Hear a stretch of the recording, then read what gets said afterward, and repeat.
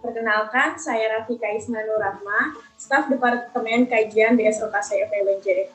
Nah, sekarang kita lagi ada di agenda Syariah Talk, yang merupakan agenda non-proker dari Departemen Kajian BSOKC FEUNJ. Nah, di Syariah Talk ini kita akan ngobrol-ngobrol dan diskusi tentunya bareng sama pembicara yang keren-keren, yang pastinya sudah berkecimpung dalam ekonomi syariah. Nah, pembicara kita kali ini udah relate banget nih sama tema yang akan kita bawain pada hari ini, yaitu dakwah versus prestasi. Yang tidak lain dan tidak bukan adalah Kak Hidayatul Askia. Assalamualaikum Kak Askia. Waalaikumsalam warahmatullahi wabarakatuh. Gimana nih Kak kabarnya? Alhamdulillah baik nih, di Lombok sedang cuacanya juga cerah, jadi hatinya juga ikut cerah insya Allah ya. Oke, kalau Rafika sendiri gimana nih kabarnya? Alhamdulillah Rafika sehat selalu. Alhamdulillah ya. Tapi jangan sampai hatinya ini ya, jangan sampai hatinya juga redup nih gara-gara hujan di sana. Insya Allah enggak. Iya. Lagi ada bisa dan berbincang sama Kak Askia. Cantik banget Kak Askia nih. Aduh, cantik. Masa sih? Ya. Itu karena kameranya kali ini, Fik, sama ada cahaya. Kita bakalan kenalin sedikit tentang siapa sih Kak Askia itu. Nah, Kak Askia itu merupakan Duta Inklusi Keuangan Indonesia tahun 2019 sampai 2020. Founder dan inisiator Muslimah Finlit, dan merupakan Fosei Inspiring 2020. Kak Askia ini merupakan mahasiswa Institut Agama Islam Tazkiyah, jurusan Manajemen Bisnis Syariah dan Penelitian Junior. Nah, walaupun Kak Askia ini masih mahasiswa, sudah banyak prestasi yang sudah digapai nih sama Kak Askia. Salah satunya itu menjadi paper conference. Betul, Kak? Betul. Tanpa berlama-lama lagi, sudah bergabung bersama kita Kak Askia. Kak Askia. Halo. Halo. Kita langsung mulai diskusi aja nih ya, Kak. Boleh. Oke, Kak. Gimana sih awalnya Kak Askia itu tertarik belajar ekonomi syariah? Oke. Kalau ditanya awalnya kakak tertarik belajar ekonomi syariah itu sejak SMA. Waktu itu saya sekolah di Manselong namanya, tapi sekarang itu namanya jadi Madrasah Aliyah Negeri 1 Lombok Timur. Nah, dulu tuh saya tuh jurusan agama. Nah, bukan jurusan IPS, bukan jurusan IPA, tapi jurusan agama. Nah, di agama ini itu kan kita pasti belajar kayak tafsir, Quran hadis, akidah akhlak, fikih dan segala macam ya. Nah, kebetulan di angkatan kakak itu ada peminatan. Nah, peminatan ini kita boleh milih pelajaran di jurusan IPA sama pelajaran di jurusan IPS. Nah, kakak tuh di pelajaran IPS, kakak tuh milih ekonomi. Nah, pas belajar ekonomi tuh gurunya tuh keren. Nah, biasa tuh kan kalau misalnya kita belajar tuh salah satu faktor kita menyukai pelajaran itu adalah karena gurunya, ya nggak sih? Nah, guru ekonomi ini kalau teman-teman kakak itu bilang killer ya, tapi kalau menurut kakak enggak, bahkan kakak tuh suka gitu. Dan bahkan guru kakak yang sejak SMA sekarang tuh tetap sampai sekarang mendampingi kakak, dan itu betul-betul yang namanya guru yang mendidik. Jadi beliau tidak melepas kita. Bayangkan sejak kakak SMA kelas 1 sampai sekarang kakak kuliah udah semester 8, beliau masih memantau kita, beliau masih memberikan kita nasihat dan segala macam lah gitu ya, benar-benar mendidik kita. Nah, kenapa kakak mencintai pelajaran ekonomi itu gara-gara gurunya ini. Nah, gurunya ini walaupun pelajaran kita tentang ekonomi konvensional, tapi beliau itu menanamkan pelajaran ekonomi syariah, sehingga saya tertarik gitu untuk belajar tentang ekonomi syariah itu lebih dalam. Nah, selanjutnya beliau mengajak saya untuk ikut gabung di study club ekonomi. Nah, study club ekonomi ini kayak kita tuh disiapkan untuk menjadi delegasi olimpiade di sekolah kita. Nah, pas kakak mencoba untuk ikut olimpiade, alhamdulillah itu kayak Allah tuh berikan kelancaran gitu, sehingga kakak jadi suka dengan pelajaran ekonomi ini. Nah, dari situlah kakak tuh suka dengan pelajaran ekonomi syariah. Apalagi pas masuk lagi di kampus Institut Tazkiyah, itu kan benar-benar kita belajar tentang ekonomi syariah itu seperti apa. Dari situ kakak makin kayak jatuh cinta gitu dengan ekonomi syariah tuh. Ternyata segini indahnya gitu pelajaran ekonomi syariah ini, dan begitu bermanfaatnya ya ternyata dalam kehidupan kita gitu. Karena menurut kakak tuh kayak kalau kita hidup itu benar-benar kayak butuh yang namanya ekonomi syariah ini, butuh yang namanya ilmu ekonomi syariah ini. Jadi kita tuh kayak benar-benar mendapatkan ilmu yang applicable nggak sih? Jadi kayak langsung bisa diterapkan gitu dalam hidup kita. Nah, itulah kenapa kakak yang cinta dengan pelajaran ekonomi syariah ini. Kalau misalnya teman-teman juga sering kan pasti dengar kata-kata kayak gini, jika ekonomi itu bisa merubah suatu peradaban, maka ekonomi syariah itu bisa merubah dunia kan. Nah, seperti itu. Makanya kenapa kayak, oh ternyata emang segitunya ya ekonomi syariah itu gitu. Kayak di luar ekspektasi gitu, yang kayak biasanya tuh ekspektasi ekonomi syariah tuh ya udah gitu kayak gitu aja. Tapi ternyata pas masuk kuliah, terus terjun di ikut gabung di KC Progress, terus di FOSE gitu ya, itu kayak membuat semakin jatuh cinta dengan ekonomi syariah kayak gitu.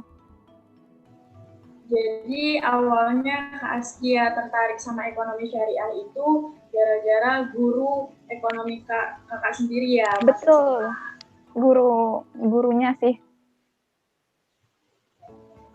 Jadi apa sih alasan yang membuat Kak Askia itu tertarik buat masuk KC? Kalau masuk KC jujur aja ya mungkin kayak klise sih ya, kayak jawaban ini kayak apa ya, kayak udah umum gitu ya, karena emang sebelum pasti teman-teman juga banyak yang mengalami ketika kita belum masuk KC itu kayak kita tuh belum mengenal gitu bahwa esensi kita masuk di KC itu apa. Jadi paling alasan itu adalah alasan duniawi paling ya. Jadi biasanya kalau kakak tuh teman-teman kakak juga dan kating-kating tuh biasa jawabnya kayak gini, Kak, kalau ditanya nih mereka tuh, Kak kenapa sih masuk KC, pasti mereka tuh jawab kayak gini, karena dulu di kampus kita nih ada banner besar itu kayak dapat piala itu adalah anak KC, makanya saya tertarik. Nah, nggak jauh beda jawabannya juga dengan kating-kating kakak. Sebenarnya kakak juga tuh kayak masuk KC itu karena kakak lihat anak-anak yang berprestasi di KC ini adalah anak-anak berprestasi di kampus kakak itu adalah dari KC Progress. Nah, apalagi kayak lulusan terbaik itu pasti lulusan terbaik dari setiap prodi itu pasti dari KC Progress, dan lulusan terbaik satunya dari semua jurusan itu pun pasti dari KC Progress. Makanya kenapa kakak tuh kayak, oh kalau misal nanti saya masuk KC Progress kayaknya ini emang lingkungannya bagus gitu. Kakak berpikir kayak emang lingkungannya memberikan kita kayak energi positif untuk kita menjadi maju gitu. Kayak gitu sih kenapa kakak tertarik masuk KC Progress. Tapi kalau misalnya kita masuk lagi lebih dalam gitu, kayak kita tuh merasa kayak ternyata tujuan saya yang dulu tuh salah gitu, kayak kok segitunya banget ya saya masuk KC gitu. Ternyata kayak itu tujuannya kayak duniawi banget, kayak tujuannya jangka pendek banget gitu. Dan ternyata pas kakak masuk di KC Progress ini, kakak menemukan tujuan dari kita masuk KC itu tidak sebatas itu, tapi lebih jauh dari itu adalah bagaimana kita bisa mendakwahkan ekonomi syariah, kita bisa membumikan ekonomi syariah gitu. Karena kalau misalnya kita udah membantu agamanya Allah kan ya, nah kalau misal kita membantu agama Allah, berarti Allah tuh pasti membantu kita gitu, bakal memudahkan kita. Nah makanya dari cerita-cerita kating-kating di KC Progress tuh juga gitu. Misal banyak nih kating-kating tuh cerita kayak gini, dulu tuh kakak nyusun skripsinya itu susah gitu, tapi karena dulu kakak tuh sering angkat-angkat bangku misalnya ya, angkat-angkat bangku di KC Progress, itu kakak jadi dimudahkan katanya. Jadi sesimpel itu loh ceritanya, jadi kayak membuat kita kayak, oh ternyata emang segitu ya gitu kak. Ya karena kenapa ekonomi syariah ini kayak bener-bener seperti yang dikatakan oleh biasa kan kating-kating FOSE bilang kayak gini, kalau misalnya ekonomi konvensional itu ajaran dunia kayak ajaran bumi gitu ya. Nah dan terus kayak ekonomi syariah ini tuh ajaran langit gitu kan, maka tugasnya kita itu adalah membumikannya gitu kan, katanya biasa sering banget pasti kalian dengar, dan itu benar kalau menurut kakak gitu. Dan kakak sendiri yang mengalami gitu di bagaimana kita dimudahkan ketika kita masuk di KCI Progress itu. Jadi kayak tujuan yang awalnya dulu kita tuh ingin menjadi istilahnya berprestasi, terbaik segala macam, ketika kita ubah niat kita untuk ya semata-mata karena kita ingin membumikan ajaran Allah gitu ya, kita ingin menyelamatkan orang-orang dari misalnya sesimpel dosa-dosa riba, di mana dosa riba ini kan dosa terbesar gitu ya yang ada. Jadi karena kita membantu agama Allah, jadi Allah tuh kayak memudahkan aja jalan-jalan kita yang lainnya gitu, kayak terasa banget, oh ternyata emang salah ya niat saya yang dulu gitu, dan ternyata emang ya udah kalau kamu masuk KC itu perbaiki niatmu bahwa tujuan kita adalah karena kita ingin membumikan ajaran Allah gitu, seperti itu sih, sesimpel itu ternyata. Ya, betul banget Kak. Tika juga awal mau masuk KC itu ngelihat KC itu kayak Masya Allah bagus banget organisasinya gitu, ngelihat apa kakak-kakaknya juga prestasinya bagus-bagus banget gitu. Terus juga awalnya cuma kayak coba mau masuk gitu, dan ternyata pas sudah kesini-sini jadi tahu, jadi benar kata kakak, tujuannya itu membumikan ekonomi syariah gitu.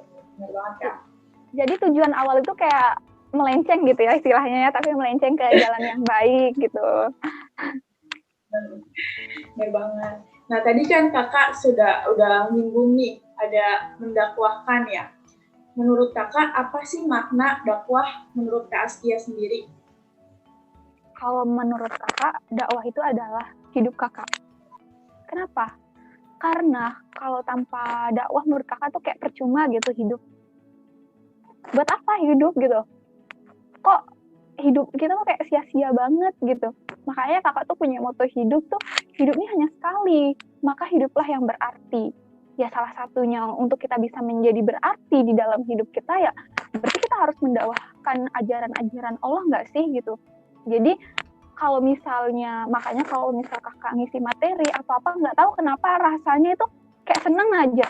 Allah tuh berikan rasa seneng dan rasa nikmat ketika kakak menyampaikan materi atau ngisi-ngisi gitu ya, maksudnya kayak berbicara tentang kebaikan itu kayak rasanya tuh kayak walaupun misalnya kita belum menjalankannya, misalnya nih ya, emang kan lebih baik itu kita menjalankannya dulu baru kita mendakwahkannya. Tapi kalau misal kita menunggu jadi baik kan kapan kita akan bisa berdakwah kan ya. Tapi dengan kita berdakwah ini tuh kayak oh tadi saya tuh ngomong kayak gini gitu. Jadi kayak kalau kita mau melanggarnya itu kayak rasanya ada yang ngerem gitu. Masa iya saya udah ngajarin orang kayak gini tapi saya enggak kayak gitu gitu. Jadi makanya kenapa kakak bilang bahwa dakwah itu adalah hidup kakak, karena tanpa dakwah mungkin kakak kayak nggak akan ngerti arti dari hidup ini apa gitu. Jadi dakwah itu udah jadi hidup kakak ya. Jadi kalau misalnya dalam hati kakak juga udah senang banget untuk bisa memberitahu orang tuh tentang kebaikan-kebaikan. Iya betul, karena emang dalam Al-Quran kan bilang kayak gitu ya. Wal takum minkum ummatu yad'una ilal khairi wa ya'muruna bil ma'rufi wa yanhauna 'anil munkar kan katanya ya. Jadi kita tuh disuruh untuk menyeru kepada kebaikan ya.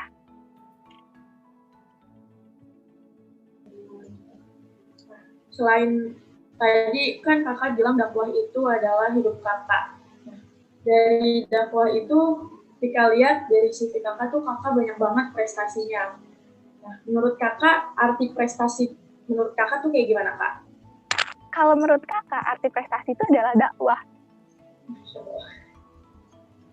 Makanya kakak tuh sering kalau misalnya teman-teman lihat di video Pose Inspiring itu, kakak tuh bilang kayak gini kan, jika kita menuntut ilmu itu kita niatkan untuk ibadah, maka prestasi yang kita dapatkan itu akan menjadi dakwah gitu. Orang-orang bakalan kayak gini, simpelnya itu kayak gini, ketika orang melihat kita berhasil, orang bakalan tergerak untuk mengikuti jejak kita. Ya tentunya itu adalah jejak kebaikan. Dan itu merupakan salah satu sarana dakwah. Iya enggak? Makanya kalau misalnya ditanya, arti dari prestasi itu apa? Arti dari prestasi itu adalah dakwah, kayak gitu.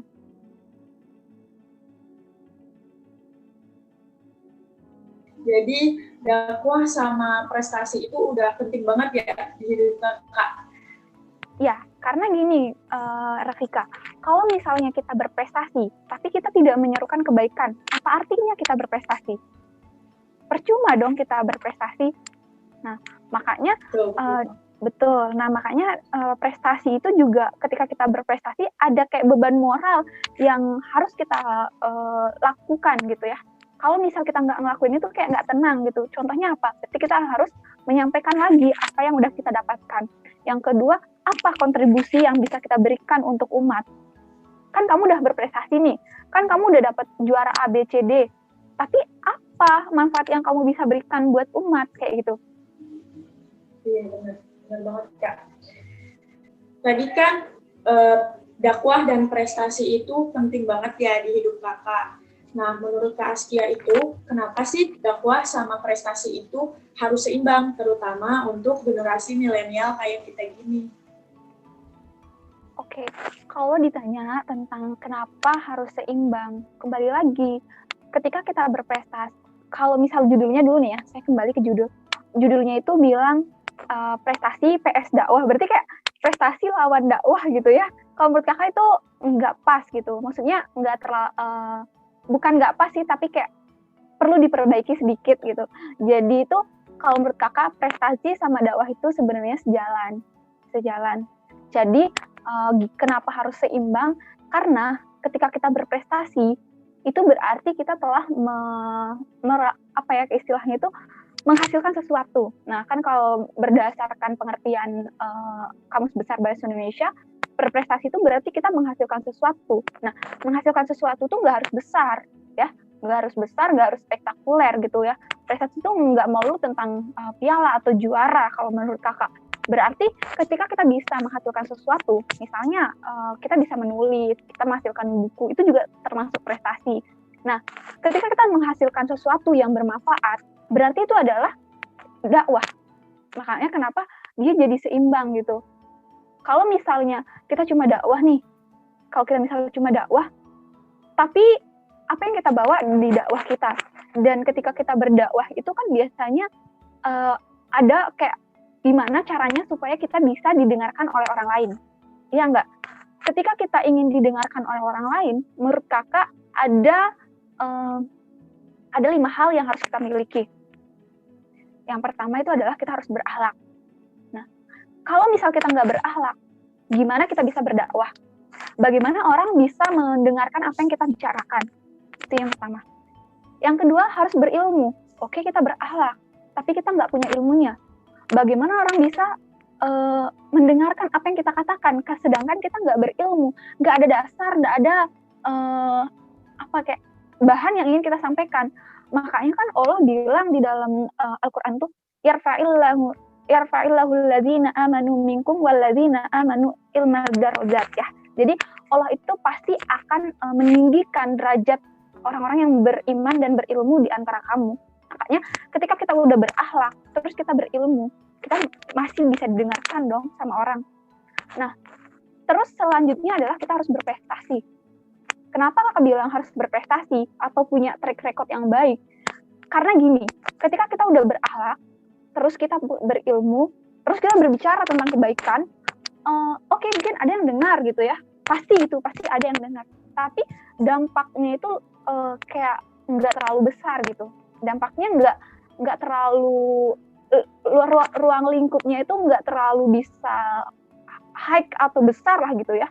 Kenapa? Karena mungkin orang kayak nggak percaya gitu dengan apa yang kita sampaikan, walaupun itu adalah sebuah kebaikan. Kadang orang masih menanyakan kayak tentang kebenarannya, tentang kayak emang dia udah ngelakuinnya, emang dia ABCD segala macam, emang dia siapa kayak gitu kan. Banyak orang yang melihat apa kayak kalau misal ingin mendengarkan sebuah kebaikan atau mendengarkan ilmu atau apapun itu, biasanya juga dia lihat orangnya siapa nih yang menyampaikan gitu biasanya kan ya. Tapi ada juga orang yang nggak perlu lihat siapanya gitu. Yang penting apa yang disampaikan itu adalah sebuah kebaikan, ya perlu kita dengarkan. Nah, tapi ketika kita juga memenuhi syarat yang ketiga ini, yaitu adalah kita juga berprestasi atau memiliki track record yang baik gitu ya. Nah, orang-orang yang dua kelompok tadi itu pasti akan mendengarkan kita. Orang yang butuh kayak istilahnya itu bukti. Orang yang butuh bukti itu pasti mau mendengarkan kita. Jadi kayak, oh misal siapa sih yang membicarakan tentang keuangan itu gitu misalnya. Kalau ditanya, oh dia tuh duta inklusi keuangan. Nah, adalah efeknya sedikit, adalah orang percaya, oh ya pastilah gitu, bisalah dipercaya kayak gitu. Tapi misalnya gini, dia berbicara tentang keuangan syariah gitu ya. Siapa sih yang berbicara itu gitu ya? Oh dia anak ini katanya misalnya kayak anak biologi gitu ya. Terus nggak ada apa-apanya, maksudnya nggak ada prestasi apa-apa gitu. Kok dia tiba-tiba bicara tentang itu gitu? Orang pasti akan menanyakannya gitu. Walaupun sebenarnya apa yang dia sampaikan itu benar gitu kan. Nah, tapi ketika dia bilang seperti yang saya contohkan tadi gitu, orang bakalan percaya dan orang mau bakalan mendengarkannya gitu. Nah, ini yang ketiga. Terus yang keempat nih. Keempat ini kita butuh yang namanya kekayaan atau harta. Ketika kita ingin berdakwah di jalan Allah, butuh kita bekal, butuh kita harta berarti ya. Nah, mungkin banyak dari teman-teman itu merasakan ketika ada orang kaya di kampung kita, itu pasti sangat didengarkan oleh orang-orang di kampung. Dia lebih didengarkan malah kadang daripada orang yang berilmu. Oke, dia ada orang nih, orang berilmu sama berakhlak. Tapi ada orang nih kayak berilmu, berakhlak, berprestasi sama memiliki kekayaan. Pasti dia sangat didengarkan. Tapi ada juga orang yang cuma berilmu dan berakhlak, terus ada orang yang satunya lagi nggak berilmu dan nggak berakhlak, tapi dia kaya, gitu. Dia pasti didengarkan oleh masyarakat sekitar. Apalagi kita yang akan berdakwah tentang riba lah gitu ya, berbicara tentang ekonomi syariah, berbicara tentang keuangan, di mana itu kan keuangan itu identik dengan kekayaan segala macam. Terus ketika kita berbicara tentang hal itu, orang lihat kita kayak, emang dia udah kebukti jadi orang kaya atau segala macam. Orang gak bakalan percaya gitu dengan kita gitu. Jadi kayak emang dakwah kita nih teman-teman ekonomi Rabbani ini lebih challenging kalau menurut kakak, lebih berat gitu daripada yang lainnya. Kenapa? Karena orang tuh banyak yang mencari bukti. Apalagi mungkin teman-teman paling sering dengar kayak gini, emang ekonomi syariah buktinya apa udah bisa berhasil saat ini? Kayak gitu nggak sih? Jadi kayak ekonomi syariah apa sih gitu? Emang dia bisa menjawab tantangan tentang ABC gitu? Contohnya misal sekarang, oh ekonomi syariah udah mengeluarkan tentang sukuk kok gitu ya? Emang kamu udah beli sukuk? Ditanyain kan, emang kamu udah beli sukuk? Belum sih. Nah, kan orang bakalan menanyakan kepada kita gitu ya. Tapi kalau misal, oh ekonomi syariah ini ada kok solusinya untuk negara, bisa menjawab permasalahan negara saat ini. Contohnya Indonesia saat ini mengeluarkan cash wakaf link sukuk gitu. Oh gitu ya. Terus kamu udah beli belum? Belum. Terus kalau saya mau beli, kamu tahu caranya nggak? Nggak. Gimana kita bisa berdakwah gitu kan ya? Tapi ketika kita misal udah, karena kita memiliki kekayaan tersebut, ya kita yang pertama nih solusinya ekonomi syariah tuh kita menerbitkan cash wakaf link sukuk gitu, dimana nanti uangnya ini akan diwakafkan kepada hasilnya ini akan diwakafkan lagi terus dalam jangka waktu sekian tahun, misal 2 tahun kalau cash wakaf link sukuk kemarin, uangnya akan kembali ke kita lagi utuh gitu. Nah, terus kita yang berdakwah itu kita yang terdepan. Oh, saya nih udah nih membeli cash wakaf link sukuk sebesar misal 1 miliar. Ya orang juga bakalan ikut tergerak gitu. Ayo kita melakukan kebaikan. Tapi kita juga sembari mencontohkan gitu. Bil hikmah ya, bil contoh gitu ya. Kayak gitu. Jadi biasanya kalau orang cuma berdakwah tapi kayak misalnya modal ngomong doang, itu jarang orang percaya. Sama kayak gini. Kalau misalnya Ustadz Yusuf Mansur berbicara tentang dakwah, berbicara tentang sedekah, beliau mencontohkan, oh saya kemarin tuh udah bersedekah sekian miliar, tiba-tiba datang lagi sekian ratus miliar. Orang jadi percaya, oh coba deh, saya juga ikut bersedekah sekian. Nah jadi seperti itu.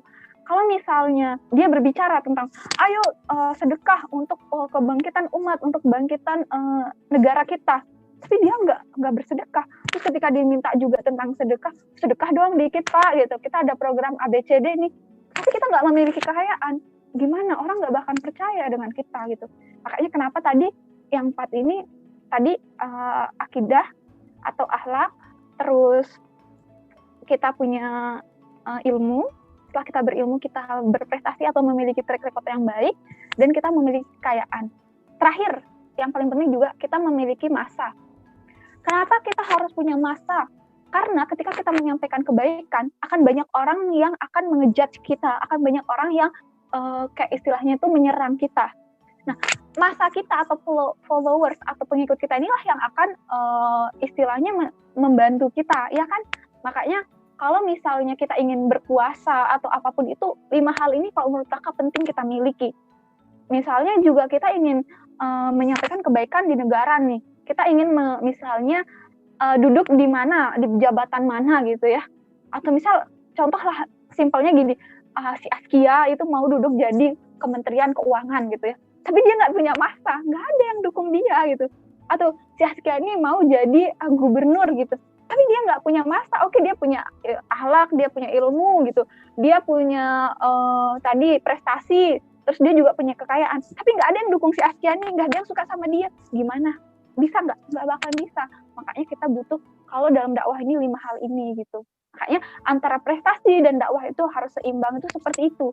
Karena siapa lagi yang akan menyampaikan tentang ekonomi syariah ini kalau bukan kita para milenial. Misalnya kita berkaca deh dari indeks inklusi keuangan syariah di Indonesia. Angkanya berapa? 9,10%. Terus inklusi keuangan syariah berapa? 76%. Bayangkan, jomplang sekali nggak sih?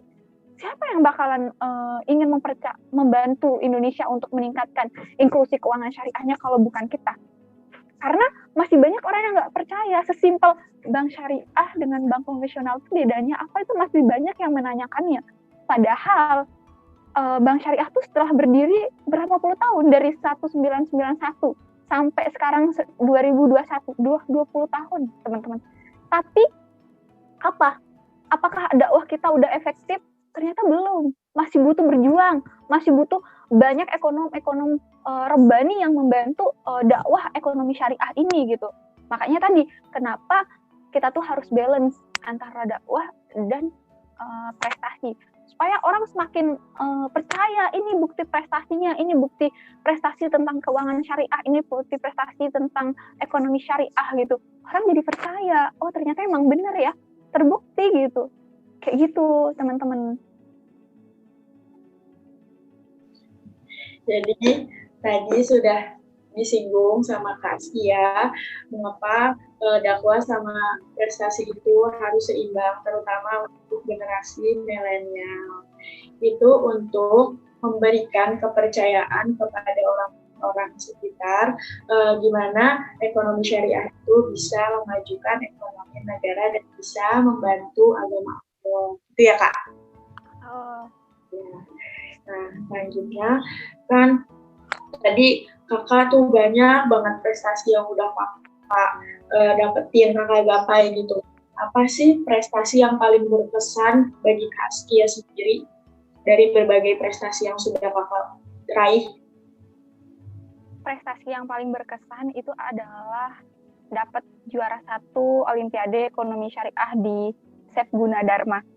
Pasti tahu kan kenapa berkesan, karena pialanya gede banget kan. Jadi itu berkesan menurut kakak, karena mendapatkannya juga nggak mudah gitu, butuh perjuangan yang panjang, berkesan. Tapi kalau berbicara prestasi yang paling banyak dampaknya itu adalah Duta Inklusi Keuangan Indonesia sama Foce Inspiring. Jadi yang paling berdampak sama kehidupan kakak sehari-hari ini menjadi Duta Inklusi ya Kak. Nah, untuk prestasi yang paling berkesan itu jadi juara 1 ekonomi syariah di Chef Gunadarma. Iya, jadi yang paling berkesan itu ada 2, paling berdampak itu ada 2, Foce Inspiring sama yang inklusi keuangan itu, Duta Inklusi Keuangan Indonesia. Gimana sih Kak langkah-langkah kakak ini supaya dakwah sama prestasi itu bisa beriringan? Jadi dakwahnya dapat, prestasinya dapat, gitu. Kalau ditanya tentang bagaimana supaya beriringan, ya tinggal kita sejalan aja. Nanti ubah niat deh kalau menurut kakak. Pertama dulu, Kenapa kita harus ubah niat? Seperti tadi, karena ketika kita udah niatkan hati kita semata-mata untuk beribadah kepada Allah gitu ya, insya Allah nanti bakalan mengikuti. Jadi prestasi yang akan kita dapatkan itu akan menjadi dakwah tadi, seperti yang kakak bilang. Karena niat kita tuh udah benar-benar semata-mata ingin mencari ridho Allah, pasti kita akan sungguh-sungguh. Sehingga ketika udah sungguh-sungguh, pasti kita akan dapat. Makanya dibilang kan menjadda wajadda.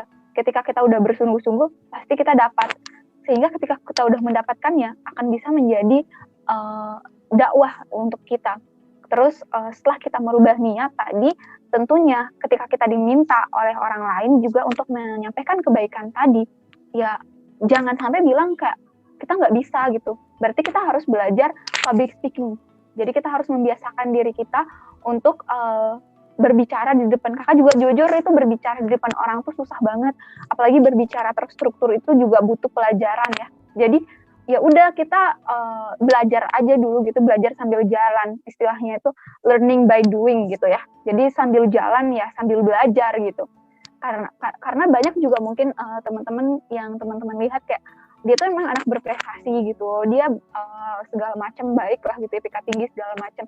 Tapi mungkin tidak semua orang yang bisa menyampaikan di depan banyak orang, di depan kamera, di depan itu kan butuh latihan ya. Jadi ketika kita diminta atau ketika kita dipercayai sama orang ya, tipsnya itu adalah ambil dan belajar. Jangan kayak menganggap diri kayak nggak bisa gitu, jangan seperti itu. Tapi ambil belajar.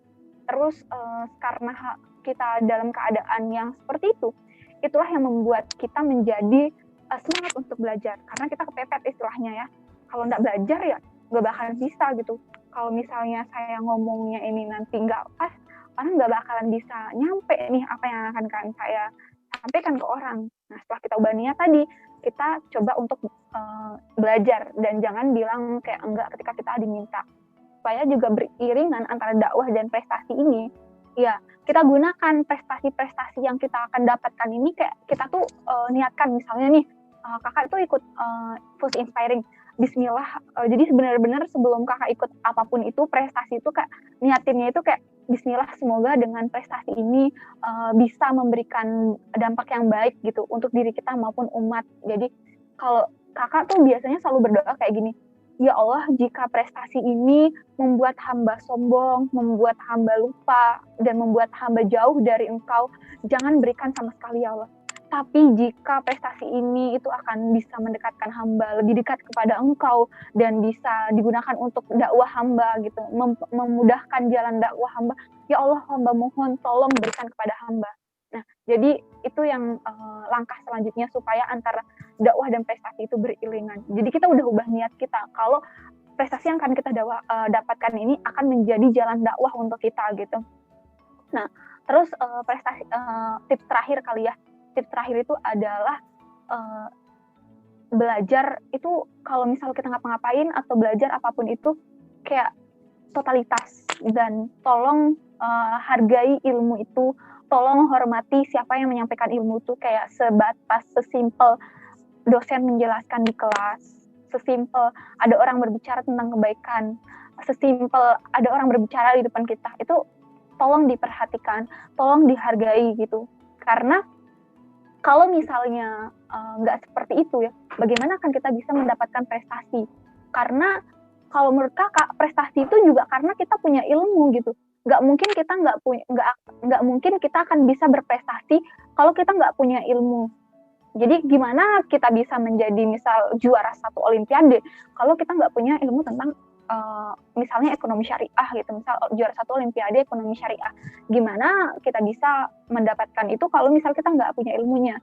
Bagaimana kita bisa menjadi misalnya contohnya apalagi duta inklusi keuangan syariah kalau misalnya kita tidak memiliki ilmu tentang itu? Jadi gimana caranya kita supaya bisa dapat ilmunya? Ya tadi, hormati orang yang membawa ilmunya, hormati guru kita, hormati dosen kita. Jangan sampai lah gitu kayak kita tuh masuk kelas, apalagi sekarang online ya. Kakak, aku juga sebenarnya tuh teman-teman pasti merasakan banget nggak sih kayak ya emang sih nggak semua kali ya kita bisa dengarkan dosen kita dengan baik, benar-benar standby dengerin gitu ya 100% tanpa membuka sosmed apapun gitu ya.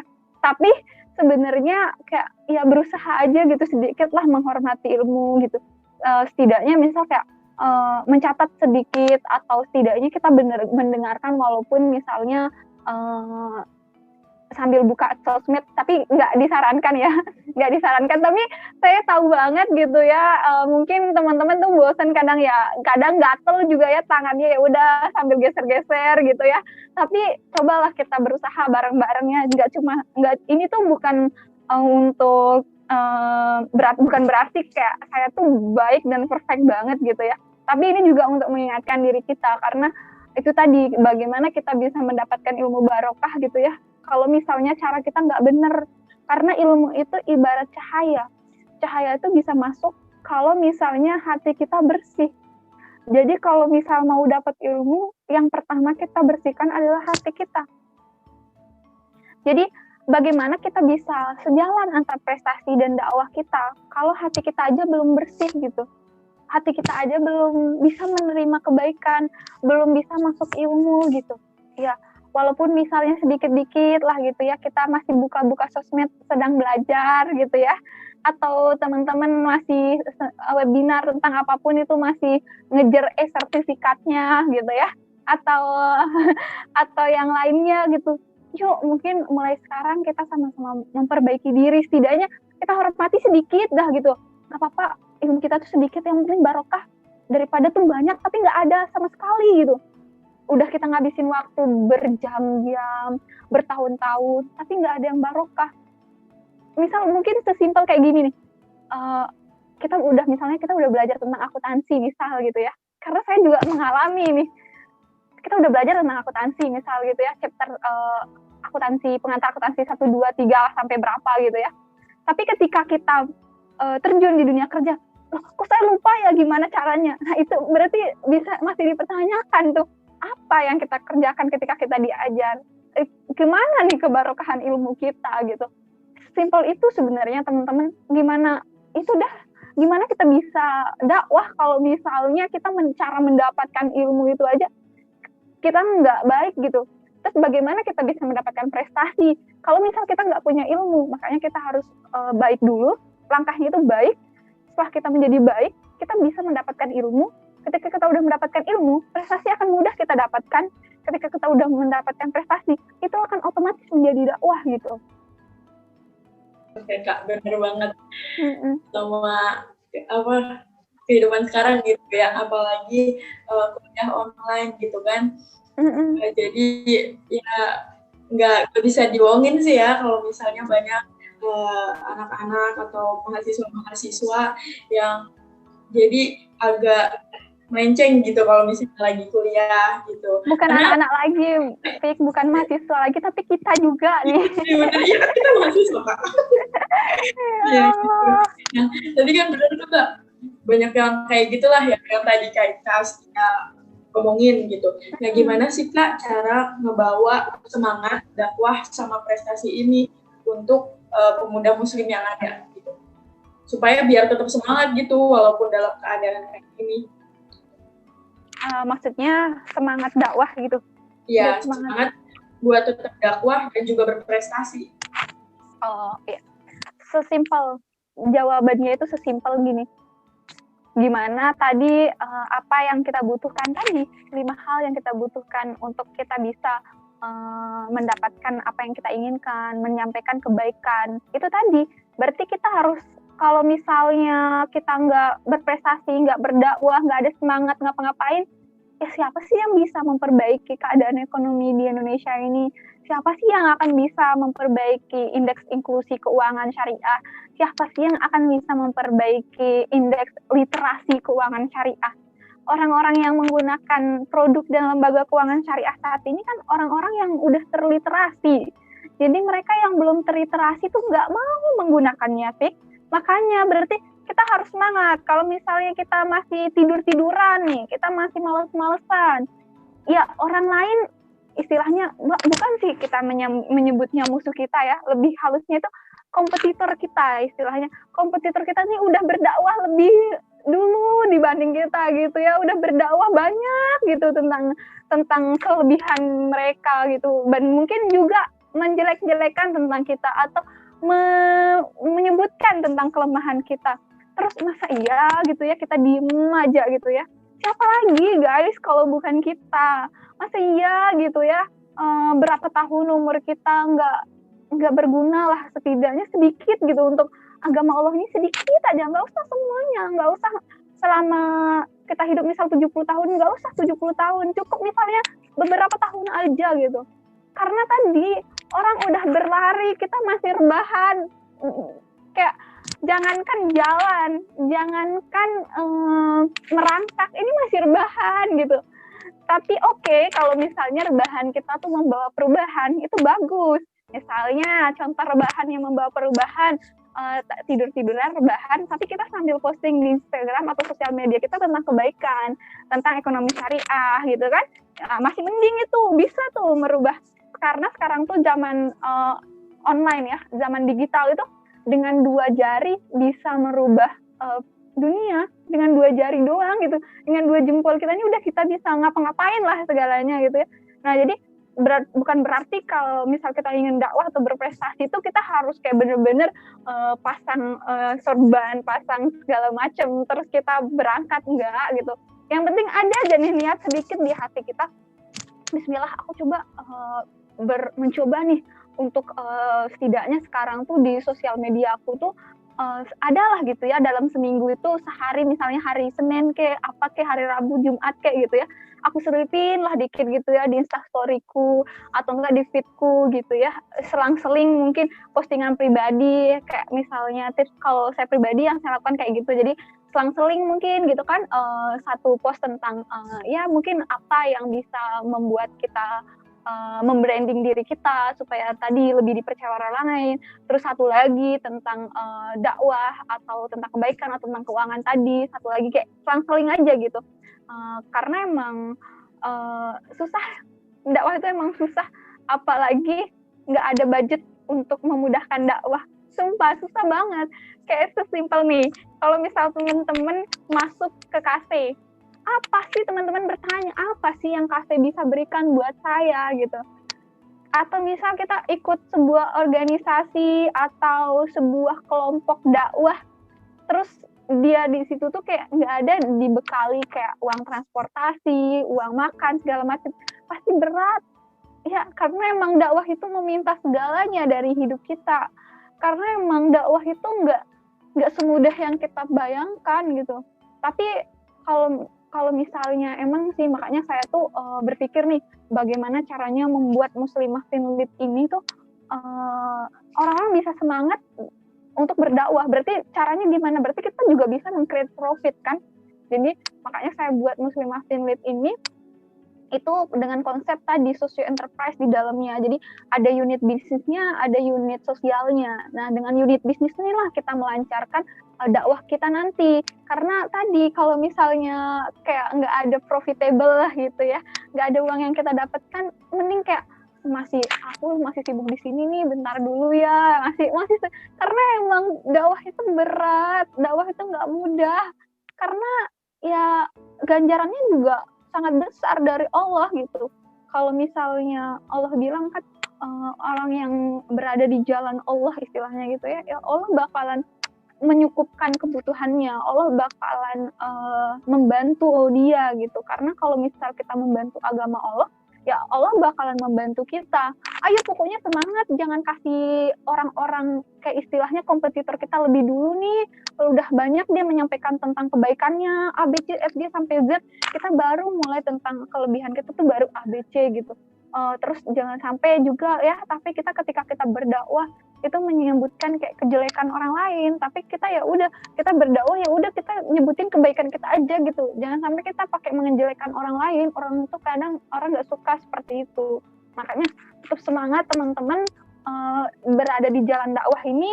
Semoga teman-teman yang mendengarkan, teman-teman yang ada di Zoom ini, teman-teman yang ada di YouTube ini diberikan kekuatan, diberikan semangat untuk kita sama-sama berdakwah. Karena kalau misalnya cuma Rafika ya, cuma Dimas, cuma Neva, cuma Askia, itu berat kita dakwah tuh. Tapi kalau misalnya kita keroyok nih bareng-bareng yuk gitu ya, misalnya nanti kamu nyampein tentang ini, kamu nyampein tentang ini, kamu nyampein tentang ini, itu akan berasa ringan. Jadi buat kalau misal kita mau semangat tetap dakwah tuh, yuk kita buat nih kelompoknya, yuk kita sama-sama kita keroyok caranya gitu. Maksudnya berjamaah ya istilahnya, kalau dalam Islam tuh berjamaah ya, jangan dikeroyok ya istilahnya, tapi keroyok kebaikan maksudnya gitu ya, gitu, simple. Karena ya udah, kalau misal kita nggak semangat, siapa lagi gitu? Kalau nggak kita, ya siapa lagi? Kalau bukan kita, ekonomi urbani nggak mungkin dong orang anak teknik akan berdakwah tentang ekonomi syariah gitu ya. Nggak mungkin dong anak fisika, kimia berdakwah tentang ekonomi syariah, nggak mungkin gitu. Ya pasti kita. Jalan kita tuh masih panjang. Karena jalan yang panjang itu pasti akan dimulai dari langkah pertama. Makanya ayo, langkah pertama kita dimulai saat ini. Dan kita nggak pernah tahu hal kecil tuh bisa berdampak besar. Makanya tadi saya bilang, mungkin dari jempol kita ini nih, yang kita nge-share 1 biji doang gitu ya. Misal tentang di situ tuh tentang kayak bahayanya riba gitu. Ada seorang pembisnis yang baca gitu, dan dia konglomerat misalnya. Terus gara-gara dia baca postingan kita, terus dia mindahin semua uangnya ke bank syariah, kan nggak tahu kita hal kecil tuh bisa berdampak besar. Entah itu kapan gitu ya, nggak tahu. Pokoknya lakukan aja gitu. Ya, itu sih mungkin ya. Oh iya, jadi awalnya itu harus dari diri kita sendiri ya Kak, harus tahu dulu tujuan kita apa, supaya kita lebih semangat lagi buat berdakwah sama berprestasi. Nah, tapi kan Kak, tadi Kakak bilang prestasi itu adalah dakwah ya Kak. Nah, gimana sama orang-orang yang nggak berprestasi? Nah, gimana cara dia tuh berdakwah Kak? Ya, orang-orang yang nggak berprestasi gimana caranya dakwah? Kembali ke tadi saya bilang bahwa prestasi itu nggak melulu tentang juara, nggak melulu tentang piala, nggak melulu tentang hal yang spektakuler gitu ya. Setiap orang bisa berdakwah, setiap orang bisa menyampaikan kebaikan. Makanya tadi kan Allah bilang, wa takum minkum ummatu yad'una ilal khairi wa ya'muruna bil ma'rufi wa yanhauna 'anil munkar gitu ya. Kalau misalnya kita nggak bisa menyampaikan kebaikan dengan tangan kita langsung gitu, kita nggak bisa berdakwah dengan kekuasaan kita, ya dengan lisan kita gitu. Kalau misalnya kita tidak bisa dengan lisan kita, ya setidaknya dengan hati kita, setidaknya kita mendoakan gitu. Nah, kalau misalnya teman-teman merasa kecil nih, kalau merasa minder gara-gara ya saya apa sih prestasi saya, masa saya ikut-ikutan berdakwah? Enggak gitu, sesimpel kita mendakwahkan keluarga terdekat kita, sesimpel kita memberitahu orang tentang kebaikan apapun itu ya, nggak harus tentang ekonomi gitu. Sesimpel tadi kita bisa melalui sosial media kita, nggak tahu kan, siapa tahu orang-orang suka dengan cara dakwah kita walaupun kita nggak berprestasi, tapi menurut orang mungkin menarik nih gitu, enak didengar atau apa, karena misal kita membuat podcast di kanal YouTube kita, atau misalnya kita membuat istilahnya itu apa sih, kayak microblog atau apalah gitu ya. Pokoknya apapun yang bisa kita lakukanlah selama kita masih bisa. Kalau misalnya tadi, makanya buat orang yang nggak punya prestasi itu ya bukan berarti kita harus berprestasi terus kita bisa berdakwah. Siapapun bisa berdakwah, tapi itu tadi kalau saya bilang, biar kayak ruang lingkup dakwah kita makin besar, itu kenapa saya harus bilang kita harus berprestasi ya, kenapa kita harus punya 5 itu. Tapi bukan berarti kalau misal kita nggak berprestasi kita nggak bisa berdakwah, bukan berarti kalau nggak misal kita kaya kita nggak bisa berdakwah, bukan gitu. Banyak cara untuk kita berdakwah itu, nggak harus kita melalui toa bilang hadirin ibu-ibu bapak-bapak, nggak harus seperti itu, nggak teman-teman. Banyak hal, banyak cara untuk kita berdakwah, karena setiap dari kita umat Islam ini adalah duta dari Islam. Jadi namanya duta harus mempresentasikan, merepresentasikan gitu tentang apa yang dia bawakan. Misal tadi duta inklusi keuangan, berarti dia harus merepresentasi keuangan. Kalau misalnya berarti duta, kita nih duta Islam, berarti kita harus merepresentasikan tentang Islam itu seperti ini. Oh, Islam itu baik seperti ABC, misal kayak tadi, misal siapa tahu nanti kita bertemu dengan umat agama lain atau apa, karena mungkin sebatas dia melihat cara kita berperilaku, kebaikan kita, tiba-tiba terketuk hatinya gitu. Nah itu juga termasuk dakwah. Ya teman-teman, banyak cara pokoknya tentang dakwah itu. Karena tadi namanya duta tuh harus menjadi yang terbaik, namanya duta tuh harus membawa berita-berita baik gitu tentang apa yang dia duta apa dia gitu. Karena kita duta Islam, ya berarti kita harus menyampaikan kebaikan-kebaikan tentang Islam tuh. Karena kita duta Islam, kita harus membuat orang kagum dengan Islam kayak gitu.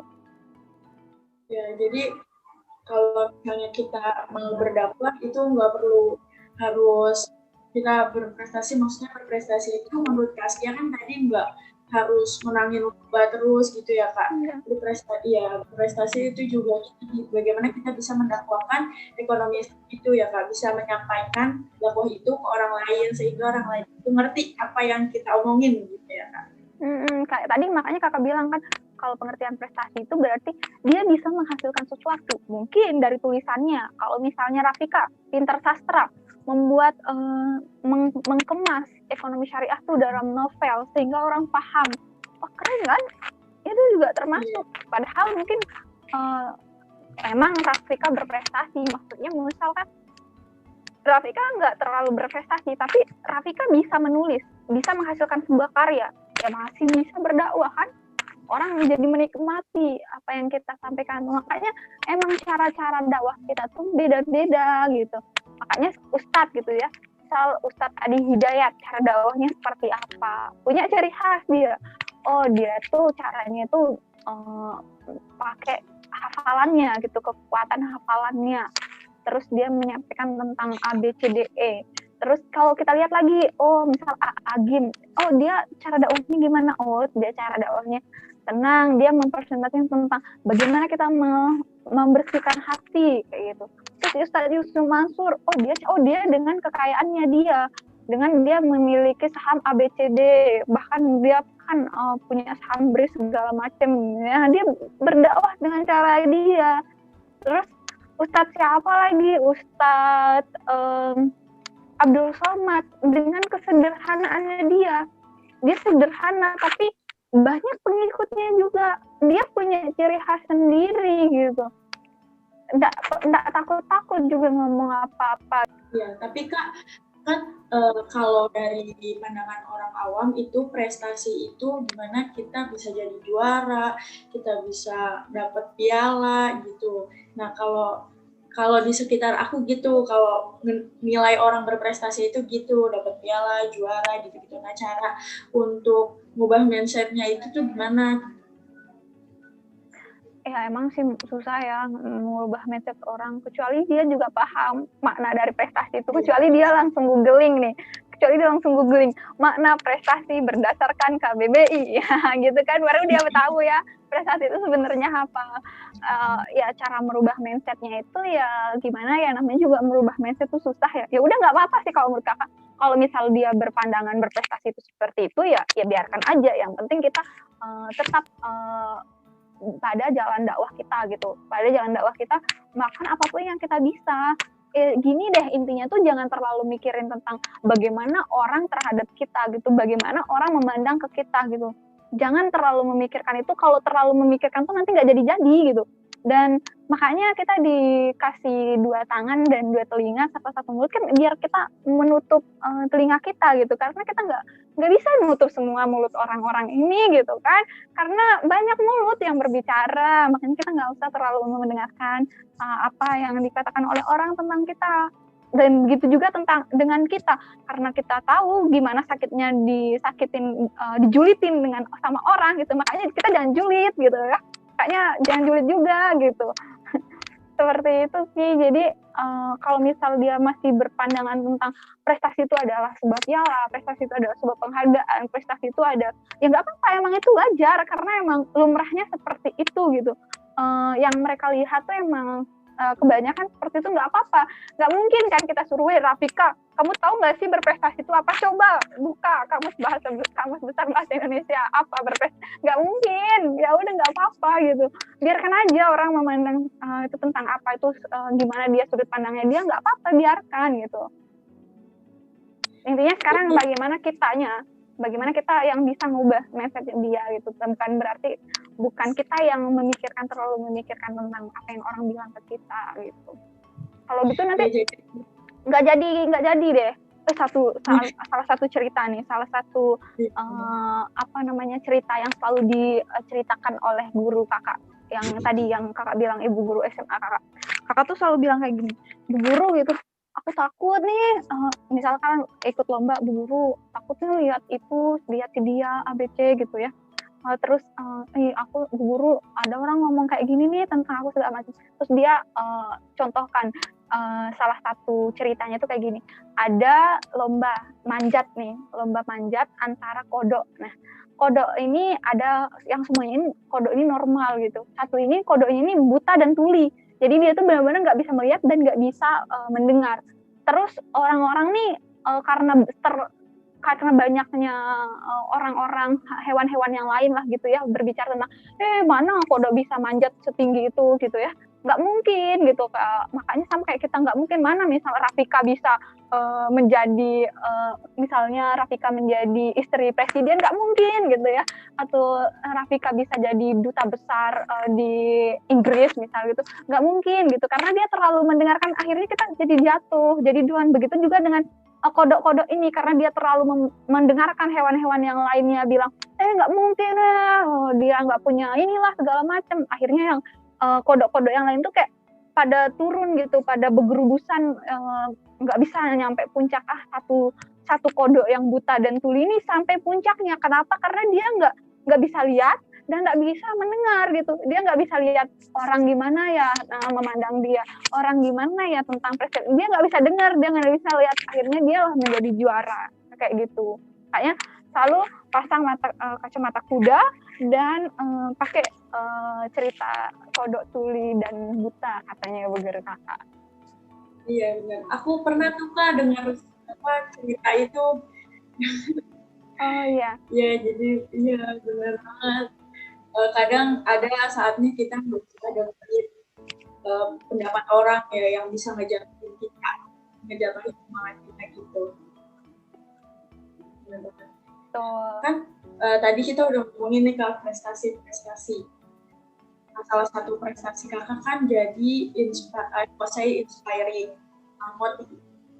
Yang jadi motivasi kakak buat jadi Fosei Inspiring itu apa sih Kak? Motivasi kakak ikut Fosei Inspiring itu karena ini udah berlalu ya, jadi nggak apa-apa dikasih tahu gitu. Jadi sebagai pelajaran sih buat teman-teman yang lain. Jadi jujur aja pas kakak ikut Fosei Inspiring itu nggak ada niat kakak lain selain ya Allah, semoga dengan Fosei Inspiring ini kayak memudahkan langkah kakak untuk berdakwah gitu, memudahkan langkah kakak untuk bisa berbicara tentang kebaikan, berbicara di kampus ABC gitu ya. Dan benar gitu, nggak ada niat sama sekali yang lain, apalagi kayak bisa supaya ABC, nggak ada, bener-bener kayak pure bismillah ya Allah gitu. Niatnya seperti itu, dan karena ini udah lalu ya, jadi nggak apa-apa dikasih tahu niatnya, karena kan kalau misal belum baru nggak boleh ya, karena emang waktu itu benar-benar kakak memperbaiki dulu nih niat kakak tuh, motivasi kakak. Jadi istilahnya motivasi itu adalah niat kakak benar-benar diperbaiki, karena memperbaiki hati itu, yang namanya hati itu nggak ada yang tahu, hatta itu orang deket kita aja nggak tahu, namanya hati itu cuma kita yang tahu dan Allah gitu. Itu waktu itu benar-benar kakak tuh niatnya tuh benar-benar tulus, satu aja niat kakak, semoga dia dengan Fosei Inspiring ini memudahkan jalan dakwah kakak gitu. Dan bener dari proses segala macamnya itu Allah mudahkan, dan pas pengumuman ternyata bener gitu, dapat, masya Allah kayak gitu. Dan akhirnya setelah dapat itu bener kakak bisa berbicara di berbagai kampus ya. Alhamdulillah setelah kakak hitung-hitung nih, dan itu pun baru yang terdokumentasi gitu, udah 40 kampus kakak berbicara, 40 universitas gitu, di tempat yang berbeda-beda. Dan nggak nyangka gitu bisa seperti itu, dari tadi yang dari Fosei Inspiring ini. Dan karena tadi niat awal itu memang gitu. Dulu sebelum jadi Fosei Inspiring, siapa yang melihat, siapa yang mengundang, nggak mungkin gitu kan. Siapa sih Askia itu gitu ya, apa sih dia, nggak mungkin ada orang yang kepo-kepo tuh, nggak mungkin gitu. Jadi ya itu sih niatnya, dan bener kalau misalnya apapun yang kita niatkan baik itu, insya Allah Allah bakalan kabulkan gitu. Kalau misalnya teman-teman berdoa tuh nggak usah nanggung-nanggung, berdoalah gitu. Apapun yang teman-teman inginkan tuh nggak usah ragu, Allah tuh nggak bisa ngabulinnya. Bener-bener totalitas bahwa Allah pasti bisa mengabulkannya gitu. Positive thinking aja gitu. Karena emang Allah tuh kan bilang indallahi yabdi dzanni, aku sesuai dengan prasangka hambaku, katanya Allah kan. Ya berarti ketika kita berniat seperti itu ya insya Allah Allah akan kabulkan. Kayaknya ketika kita berdoa itu sebenarnya kalau misalnya nggak dikabulkan jangan berkecil hati, karena ada jalan lain yang Allah siapkan untuk kita. Allah kalau misalnya kita berdoa itu ada beberapa cara Allah mengabulkannya. Pertama, kalau kita berdoa Allah kasih langsung, secara langsung. Yang kedua, Allah ganti dengan yang lebih baik.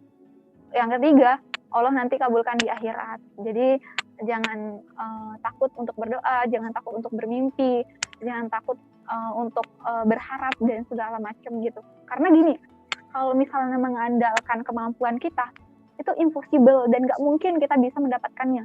Tapi kalau misal kita mengandalkan kekuasaan Allah, udah nggak ada yang bisa menghalangi. Segala sesuatu hijab itu udah bisa kayak istilahnya dengan gampang Allah robek segala macam gitu. Dengan gampang Allah akan ngubah gitu. Kayak sering banget sih ini kejadian kayak sesimpel gini. Kita lagi ujian. Terus ujian kita sebenarnya misalnya udah dikumpulkan, udah kita jawab gitu ya. Terus salah nih, pas kita periksa salah. Tapi kalau kakak tuh sering doa kayak gini, ya Allah bantulah, dengan merubah jawaban itu adalah hal yang sangat mudah bagi engkau gitu. Dan sering banget menemukan kemujizatan, apa sih istilahnya, ma'unah lah kalau dalam manusia ya, bukan mujizat. Kebesaran Allah tuh seperti itu dan bener gitu. Padahal kemarin aku salah dan aku tuh kayak perasaanku tuh aku akan dapat nilai segini, tapi ternyata nilainya lebih dari apa yang kita hitung. Karena tadi kita mengandalkan kemampuan Allah. Nggak mungkin kan Allah, nggak mungkin tiba-tiba jawaban kita berubah sendiri, nggak mungkin. Tapi karena kekuasaan Allah lah gitu. Siapa tahu Allah dengan cara apa segala macam Allah bisa melakukannya. Kayak sering juga misalnya ikut lomba gitu ya, ikut lomba cerdas cermat. Soalnya nggak tahu, sumpah itu nggak tahu gitu ya. Sering kejadian seperti ini. Nggak tahu itu soalnya apa ya, tapi tiba-tiba kayak ngomong jawabannya itu A gitu, ada dadat gitu, 100 gitu, benar, Masya Allah gitu. Makanya kalau misalnya saya tanya juga teman-teman di KC Progress itu, kalau misal orang-orang nanya kayak gini, kok apa sih kuncinya KC Progress tuh selalu aja jadi juara 1 di Temilnas, Temilrek gitu ya, Olimpiade. Sebenarnya kalau misal dari cerita kakak-kakak dan semua teman-teman tuh emang bener kayak ada faktor X. Jadi kalau kita mengandalkan kemampuan kita itu nggak akan bisa gitu. Tapi karena kita mengandalkan kemampuan Allah, itu yang membuat kita bisa. Makanya teman-teman tuh pasti selalu dibilang gimana sih gitu. Ya kita tuh belajarnya ya sewajarnya. Maksudnya itu ya tetap belajar, tetap berusaha. Tapi ada hal yang lebih yang kita harapkan. Karena nih kalau misalnya kita udah belajar semua segala macam, kalau Allah mau ngambil ingatan kita, kalau Allah mau nyabut seketika itu kita akan lupa dan seketika itu kita nggak akan bisa jawab gitu. Tapi atas kuasa Allah lah. Makanya udah sekarang tuh jangan terlalu istilahnya itu menutup pikiran kita dengan hal-hal yang kayak bilang nggak mungkin gitu. Karena menurut Allah tuh nggak ada yang nggak mungkin. Karena emang kita nggak mampu, tapi Allah yang mampu nanti gitu. Seperti itu. Ya benar. Jadi motivasi kakak awal itu adalah niat kakak ya kak. Benar-benar. Sampai niat kakak itu thinking sama Allah ya kak. Iya bayangin ada 20.000 malah ya sekarang 20.000 kader FOSE di Indonesia dan 20.000 sama kita bersaing, kok tiba-tiba kakak dipilih, padahal masih banyak loh orang yang lebih keren lah gitu ya, jauh lebih keren dari kakak. Misal Rafika, teman-teman lain di UNJ tuh banyak yang lebih keren daripada kakak. Banyak di tempat-tempat lain, UGM segala macam, UI segala macam tuh banyak yang lebih jauh malah lebih keren dari kakak. 20.000 bersaing gitu, tapi kok bisa gitu. Allah tuh ya itulah kekuasaan Allah gitu. Kan jadi ada yang nanya, kan kalau misalnya banyak yang introvert gitu, nah dari introvert ini kita bisa berprestasi nggak sih? Salah satunya itu bisa menjadi say inspiring gitu kak. Oke. Kembali lagi, jangan mendahului takdir gitu. karena saya introvert, mungkin nggak sih saya bakalan bisa jadi post inspiring. Jangan mendahului takdir. Coba aja dulu. Coba, kalau kakak tuh emang prinsipnya itu hasil itu nanti belakangan gitu. Yang penting udah coba biar nggak nyesel. Jadi karena tadi kita merasa, masa saya introvert tuh nggak mungkin saya bisa jadi post inspiring segala macem. Tapi kita belum nyoba. Coba dulu biar kita nggak nyesel. Kok tiba-tiba dia yang menang ya gitu. Ntar kita lihat teman kita yang menang tiba-tiba, dia juga ternyata itu introvert nggak terlalu ini. Terus kita jadi nyesel kan, nggak daftar. Nah makanya coba jangan mendahului takdir Allah gitu. Jangan pikiran-pikiran kita yang tertutup itu. Tapi coba aja apapun itu, kalau sama kayak kakak, biar nggak nyesel, coba aja dulu gitu. Kemarin juga gitu ikut tentang ada suatu ikut ini. Dan ternyata kayak nggak sesuai ekspektasi segala macam. Yang penting saya udah mencoba, jadi saya nggak nyesel gitu. Iya, benar sih Kak. Kalau bicara introvert itu kan dari diri sendiri ya. Gimana kita mau ngelakuin dulu apa enggak, mau coba dulu apa enggak. Ya. Jadi tergantung sama diri sendiri kita juga.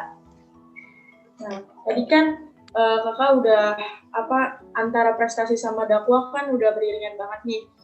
Pasti dong kakak kayak gimana sih cara kakak memanajemen waktu kakak buat bisa nyimbangin antara dakwah sama prestasi itu, Kak? Kalau manajemen waktu itu kembali ke diri kita ya, bagaimana caranya kita mengatur waktu kita setiap hari itu. Kalau kakak buat list, hari ini ngapain aja, to do list. Kalau misal udah ini di checklist segala macam, terus tanggal ini ada deadline ABC, harus seimbang.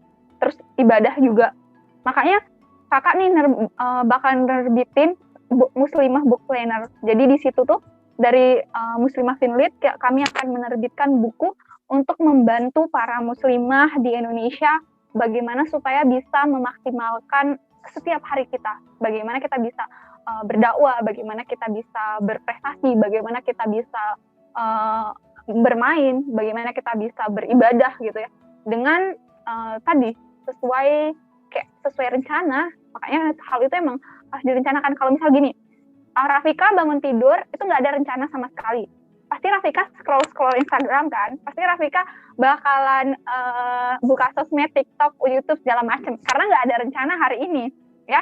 Terus nggak mandi segala macem karena emang nggak ada kemana-mana hari ini. Tapi ketika kita hari ini tuh udah kita, hari ini saya bakalan A, B, C, D, karena kita seperti itu ya pasti bakalan nggak malas-malesan. Jadi bakalan hari kita tuh penuh dengan produktif. Nggak boleh kita tuh istilahnya menyanyiakan sedikit pun waktu yang ada itu, karena kita nggak tahu kan kapan kematian itu akan menjemput kita. Makanya nanti semoga ke depan mungkin kita bisa berkolaborasi lagi sama FJ Sri Kandi mungkin ya, khusus karena ini untuk muslimah.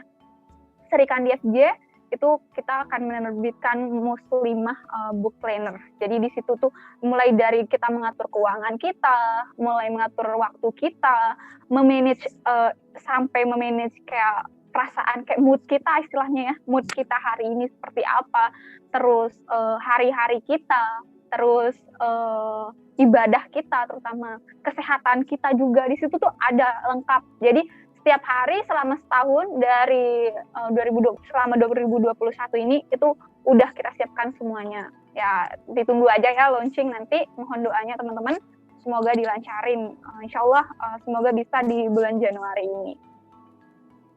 Tapi kalau misalnya sesimpel itu sih, jadi ya udah buat dulu list-listnya. Masih ada sih di blog saya itu gimana cara saya buat list setiap hari. Terus jadwal segala macam ada di blog saya, tapi terbatas. Nah, nanti lengkapnya itu adanya di buku yang akan kami terbitkan ini. Berarti kalau dari Kak Astia itu cara memanajemen waktunya itu membuat list ya Kak. Jadi kita tahu hari ini tuh ngapain aja gitu. Ya, supaya balance antara dunia dan akhirat, supaya balance antara untuk diri kita dan orang lain gitu, kayak gitu. Ya Kak. Nah, tadi kita udah ngomongin tentang prestasi dakwah. Sekarang pertanyaan umum nih Kak. Kakak kan udah berkecimpung di dunia ekonomi syariah. Pasti dong di dunia ekonomi syariah itu punya suka duka. Selama dakwah di ekonomi syariah itu apa sih Kak suka duka Kakak? Suka duka. Berarti dari suka dulu ya. Kalau sukanya itu atau bahagianya itu adalah kita bisa makan, ya, kita bisa dapat prestasi, kita bisa dapat penghasilan, walaupun kita nggak niatkan, ya, tapi kembali lagi tadi, karena kita membantu agama Allah, Allah yang akan mencukupkan kita gitu. Tiba-tiba aja ada tawaran A, tawaran B, tawaran C gitu ya, banyak sekali, itu sukanya. Terus kalau dukanya apa? Dukanya itu berat. Banyak yang nggak suka, pasti bakalan ada hatersnya. Ya Nabi Muhammad aja ya, Nabi Muhammad aja yang istilahnya manusia tersempurna di dunia ya, udah ditulis dan distempel sama Allah bakal masuk surga dan nggak ada dosa gitu ya, tapi masih banyak yang nggak suka sama dia ya, masih banyak yang bahkan sampai beliau meninggal pun sampai sekarang masih banyak musuhnya beliau, masih banyak yang nggak suka dengan beliau, masih banyak yang menjelek-jelekan tentang beliau, padahal udah terbukti loh kebaikan beliau gitu. Tapi ya gitu, emang seperti itu, semakin banyak orang yang suka sama kita, makin banyak juga orang yang nggak suka sama kita, itu dukanya. Jadi banyak haters kita, yang dulu tuh mungkin dikit gitu, tapi karena sekarang makin banyak lagi kayaknya nih, itu dukanya satu. Terus yang selanjutnya juga dukanya itu adalah kita tuh kadang misalnya kita punya kepentingan pribadi atau hal yang mendesak gitu yang harus kita selesaikan, tapi karena istilahnya ini kita tuh dipanggil sama Allah lah, kalau kakak tuh mau bilangnya tuh karena ini tuh kita berbicara tentang ekonomi syariah ya, dimana ekonomi syariah itu kan tentang ajaran Allah gitu, tentang agama Allah. Jadi kalau misal ada orang yang ngundang, ada orang yang minta untuk kita berbicara, nolaknya itu kayak susah gitu, nolaknya itu kayak rasa berat, karena emang ya ini tuh amanah gitu yang harus kita jalankan, sedangkan kita harus ngerjain tugas kita lah, ngerjain kerjaan kita lah, ngerjain ABC, padahal yang ini tuh juga nggak kita dapat apa-apa emang sebenarnya gitu. Itulah tapi itulah emang tantangannya itu tadi berat, emang makanya saya bilang dakwah itu meminta segalanya dari kita, bahkan nyawa kita pun gitu ya, siapa tahu. Makanya lihat aja tuh ustadz ulama-ulama yang berbicara tentang kebaikan yang ini sampai nyawanya loh jadi taruhan. Jangan salah, emang dakwah itu meminta segalanya, bahkan nyawa pun kita minta gitu. Ya makanya ya gitu, semangat lah, bismillah pokoknya. Tapi kalau misal udah kita seperti itu, biasanya itu kayak udah nggak ada rasa takut, itu Allah akan titipkan rasa seperti itu. Allah bakalan mudahkan segala urusan kita gitu. Insya Allah itu seperti itu. Dukanya ya itu banyak hater, sama kadang kita memiliki kepentingan pribadi yang harus kita selesaikan, tapi kita nggak enak untuk menolak orang yang meminta kita gitu. Jadi harus bagaimanapun kita harus siap ya, karena kita adalah duta Islam. Oke Kak, jadi udah dari berbagai pertanyaan tadi yang udah Vika ajuin, alhamdulillah udah kejawab semua sama Kak Askia. Nah, Vika izin kasih kesimpulan ya Kak? Boleh, silakan. Jadi kesimpulan dari Kak Askia ini tadi, kalau menurut Kak Askia, dakwah itu adalah hidupnya Kak Askia, di mana kita hidup itu untuk berdakwah. Nah, sedangkan prestasi menurut Kak Askia itu adalah dakwah gitu. Nah, jadi supaya dakwah dan prestasi itu beriringan, kita harus memiliki 5 hal ini. Yang pertama, kita harus berakhlak. Yang kedua, kita harus berilmu. Yang ketiga, kita harus berprestasi. Yang keempat, kita harus memiliki kekayaan atau harta. Yang kelima, kita harus memiliki masa. Gitu.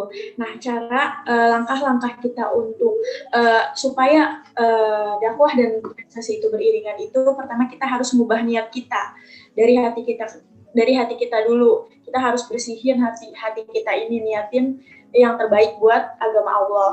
Yang kedua itu ambil dan belajar. Yang ketiga itu gunain prestasi yang kita dapetin ini untuk berdakwah. Yang keempat itu totalitas, menghargai dan menghormati siapapun yang memberikan pelajaran kepada kita. Mungkin itu aja kesimpulan yang bisa Vika ambil dari Kak Askia pada hari ini. Sebelumnya, untuk Kak Askia, silahkan memberikan closing statement, Kak. closing statement. Karena kalau saya tuh diminta closing statement, nanti jadi panjang lagi. Jadi kalau menurut saya tuh sesi paling berat itu adalah sesi closing statement. Oke, closing statement saya sebenarnya satu sih. Mungkin terakhir, sebagaimana moto hidup saya itu adalah hidup ini hanya sekali, maka hiduplah yang berarti. Jangan sampai kita menyesal di kemudian hari karena kita tidak bisa memberikan manfaat untuk diri sendiri dan untuk umat ini dan agama kita ini ya. Kayak gitu. Jadi maksimalkan apapun yang kita miliki, apapun yang kita bisa, cobalah. Jangan berkecil hati karena kita nggak tahu hal kecil tuh bisa berdampak besar seperti yang tadi saya bilang. Ya, alhamdulillah. Udah Kak, makasih udah ngasih closing statement. Kak izin mau nutup ya Kak. Silakan.